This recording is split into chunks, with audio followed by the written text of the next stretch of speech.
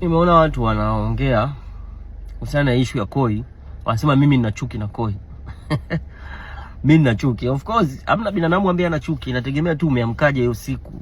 Mood yako iko vipi, chuki yako iko level gani? Chuki iko pale pale. Nasema mimi namchafua. Mimi siwezi kuchafua uchafu. Muelewe.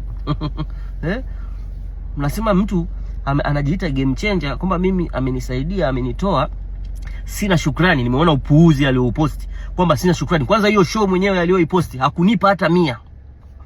Ana change nini sasa? Tulifanya pale Mlimani City. Ilikuwa ndio show ya kwanza Mlimani City. Hakuna hata 100 niliyopewa. Na mdai mpaka leo ila yangu. Amechange nini?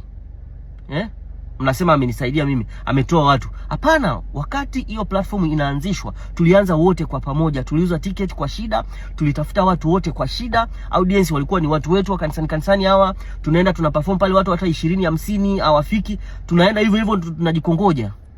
Nasema amenitoa vipi? Ungekuta labda alishaanzisha platform yake, alafu sisi tukaenda, nikakuta labda pale tayari kuna audience, watu ni wengi, mimi nikaenda sasa kuperform kwa watu ambao yeye tayari alishawatengeneza, hapo ndo ningesema mimi sina shukrani. Lakini watu tuliowatengeneza wote, platform tulioitengeneza wote kwa pamoja, nyie mnaongea ujinga gani nyie?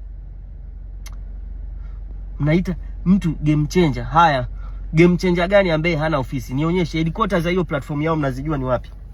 Yaani ofisi zao, yani tuseme HQ.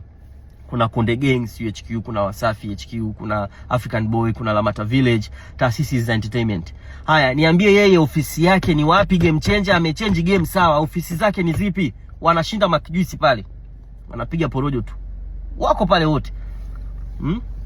Wana tofauti gani na watu ambao hawana maana? Ndio maana nasema ni tapeli.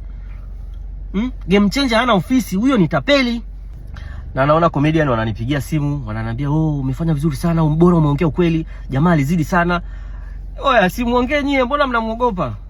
Sitaki mtu anipigie simu. Kama kuna mtu ana issue na Koi aongee. Mimi nimeongea mimi kama mimi binafsi.